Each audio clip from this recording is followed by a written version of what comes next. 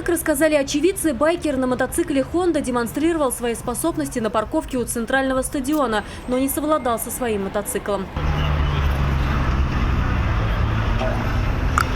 Во время своего выступления 29-летний байкер не справился с управлением. Он двигался на одном заднем колесе и вылетел на дорогу. В этот момент 27-летний водитель «Опеля» заезжал на парковку. Мотоциклист врезался прямо в него. Да, вон там следы есть, посмотрите. Вот на дыбы встал и не справился, и уже скользя, получается, прилетел на меня. Окончательная степень виновности участников дорожно-транспортного происшествия будет установлена в ходе проведения предварительного следствия. На карете скорой помощи мотоциклиста забрали в больницу. Он получил тяжелые травмы головы, живота, груди и позвоночника и находился в травматическом шоке. Спасти его врачи не смогли. От полученных травм мужчина скончался. Айгуль Бадрудинова, Елена Саляхова, Наиль Абдуллин. Вызов 112.